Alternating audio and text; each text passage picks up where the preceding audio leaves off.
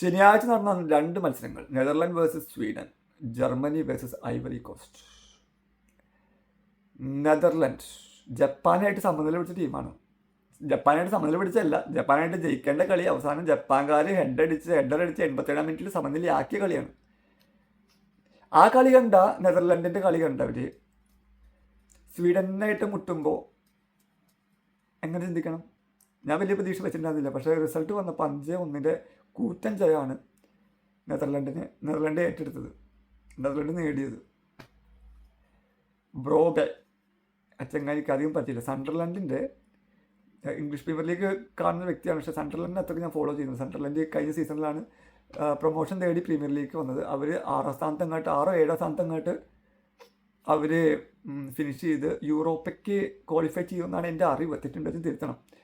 അറിവ് സാക്കിയൊക്കെ സ്വിറ്റ്സർലൻഡ് കളിക്കുന്ന സാക്കിയൊക്കെ അതിലുള്ളതാണ്. അപ്പോൾ അവിടെ നിന്ന് വരുന്ന കളിക്കാരൻ ബ്രോബെ അങ്ങനെ 2 ഗോൾ അടിച്ചു. സണ്ടർലൻഡിൻ്റെയാണ്, 2 ഗോൾ അടിച്ചു.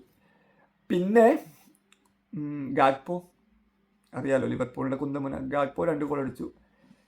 സമ്മർവില്ലെ പ്രീമിയർ ലീഗിൽ കളിക്കുന്ന ചങ്ങാതിയാണ്, പക്ഷേ ഏത് ടീമാണെന്ന് എനിക്ക് ഓർമ്മയില്ല. പ്രീമിയർ ലീഗാണ്. സമ്മർവില്ലെ 1 ഗോളിന് അടിച്ച് 5 ഗോൾ പൂർത്തിയാക്കി. മറുപടി ഗോൾ 1-1 ഒതുങ്ങി സ്വീഡൻ്റെ. 1 അധികം അടിക്കാനുള്ള കപ്പാസിറ്റിയുള്ള ടീമാണ് സ്വീഡൻ.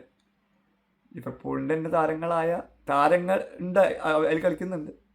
പിന്നെ ആഴ്സണലിൻ്റെ ഇപ്രാവശ്യത്തെ പ്രീമിയർ ലീഗ് ചാമ്പ്യൻ ആഴ്സണലിൻ്റെ ചങ്ങാതിയിലുണ്ട്. അവർക്ക് ഗോൾ അടിക്കാമായിരുന്നു, പക്ഷേ അവർക്ക് ചാൻസസ് ക്രിയേറ്റ് ചെയ്യാൻ പറ്റാത്തത് കൊണ്ടോ വാട്ടവർ 1 ഒതുങ്ങി. അങ്ങനെ ഒരു കൂറ്റൻ തോൽവി സ്വീഡൻ ഏറ്റുവാങ്ങി, കൂറ്റൻ ജയം നെതർലൻഡും ഏറ്റുവാങ്ങി. ഇപ്പം നെതർലൻഡ് ആയിരിക്കും മിക്കവാറും ഗ്രൂപ്പിൽ 1-ാം സ്ഥാനത്ത്. ആ ഗ്രൂപ്പായിട്ടാണ് ബ്രസീൽ റൗണ്ട് ഓഫ് 32 ഏറ്റുമുട്ടേണ്ടത്. ബ്രസീൽ 1-ാം സ്ഥാനക്കാരാണെങ്കിൽ ഈ ഗ്രൂപ്പിലെ 2-ാം സ്ഥാനക്കാർ, അല്ലെങ്കിൽ ബ്രസീൽ 2-ാം സ്ഥാനക്കാരാണെങ്കിൽ ഈ ഗ്രൂപ്പിൽ 1-ാം സ്ഥാനക്കാർ. അങ്ങനെയാണ് വരിക. ഞാൻ ബ്രസീലിനെ ഇഷ്ടപ്പെടുന്ന വ്യക്തിയാണേ. ഒരു വിഷമം എനിക്കുണ്ട്.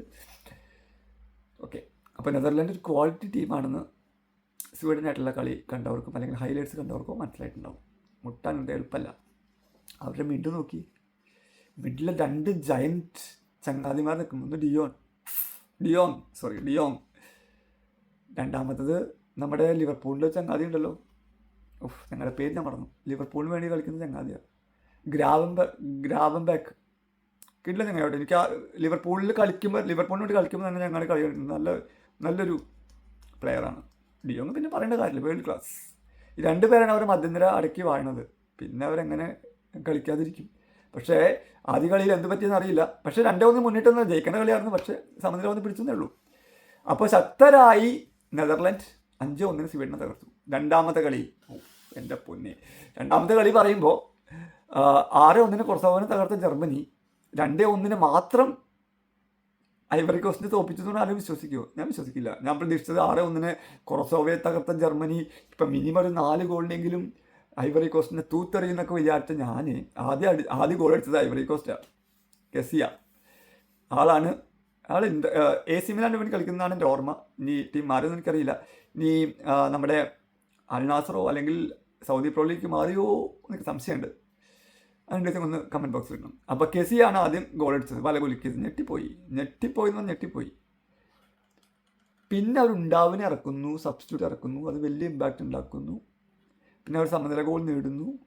പിന്നെ ഉണ്ടാവ് ഒരു വെടിയുണ്ട അവരുടെ ബോക്സിലേക്ക് കയറ്റുന്നു. 2-1 ജയിച്ചു. അവർക്കല്ലേ ഈവൻ ജർമ്മനിയുടെ പ്ലെയേഴ്സിന് അല്ലെങ്കിൽ ജർമ്മനിയുടെ കളി കാണാൻ മൈതാനത്ത് വന്നിരിക്കുന്നവർക്ക് തന്നെ വിശ്വാസം ഉണ്ടാവില്ല ജർമ്മനി ജയിച്ചു എന്ന്. അവർ വിജയ ഗോൾ നേടുന്ന 6 മിനിറ്റ് എക്സ്ട്രാ ടൈം കൊണ്ട് കൊടുത്തിട്ടുണ്ടായിരുന്നു. 94th മിനിറ്റിലാണ് അവർ വിജയ ഗോൾ. അവർ സമനില ഗോൾ നേടുന്നത് 76th അങ്ങനെയാണ് സമനില ഗോൾ നേടുന്നത്. എന്ന് പറഞ്ഞു കഴിഞ്ഞാൽ 6-1 കൊറസോവയെ തോൽപ്പിച്ച ആ ടീം തന്നെയാണോ ഇന്ന് ഐവറി കോസ്റ്റായിട്ട് കളിച്ചതെന്നുള്ളത് നോക്കണേ. ഐവറി കോസ്റ്റ് ഭയങ്കര കപ്പാസിറ്റിയുള്ള ടീമാട്ടോ. അവർ കൃത്യമായിട്ട് ജർമ്മനിയുടെ മുന്നേറ്റത്തെ തുടക്കം മുതലേ തടുത്തുകൊണ്ടിരുന്നു. അതവർ വിജയിക്കുകയും ചെയ്തു. പക്ഷെ ഐവറി കോസ്റ്റ് അതിനോട് കൂടെ തന്നെ മുന്നേറ്റം കൂടി കൂടെ കൊണ്ടുപോയി അവർ മാതിരി കളി കളിച്ചത്. ക്രെഡിറ്റ് ഐവറി കോസ്റ്റിനുണ്ട്. ഐവറി കോസ്റ്റ് മോശമുള്ള ടീമല്ല, മതയാലൊക്കെയുള്ള ടീമാണ്. Manchester United. അപ്പോൾ എന്തായാലും ജർമ്മനി 2-1 ജയിച്ച് കയറി. ഇപ്പോൾ ജർമ്മനിയാണ് ഗ്രൂപ്പ്, എനിക്ക് തോന്നുന്നു ജർമ്മനിയാണ് ഗ്രൂപ്പ് ചാമ്പ്യന്മാർ. കൊറസോവ 6-1 ഐവറി കോസ്റ്റ് 2-1 തോൽപ്പിച്ചപ്പോൾ എന്തായാലും ജർമ്മനി ആ ഗ്രൂപ്പിൽ ചാമ്പ്യന്മാരായിട്ടുണ്ട്. അപ്പോൾ ഞാൻ പറഞ്ഞ മാസം ഇത്രയേ ഉള്ളൂ. 6-1 ജയിച്ചാലും വെള്ളം കുടിക്കേണ്ട സമയമാണെങ്കിൽ വെള്ളം കുടിച്ചിരിക്കും. അത് എത്ര വലിയ ടീമാണെങ്കിലും.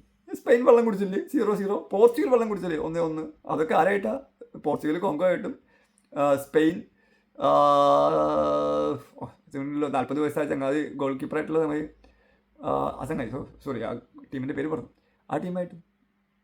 അപ്പോൾ ഏത് കൊലകന്മാരാണെങ്കിലും ഇടയ്ക്ക് വെള്ളം കുടിക്കേണ്ടി വരും എന്നാണ് എനിക്കിന്ന് പറയാനുള്ളത്.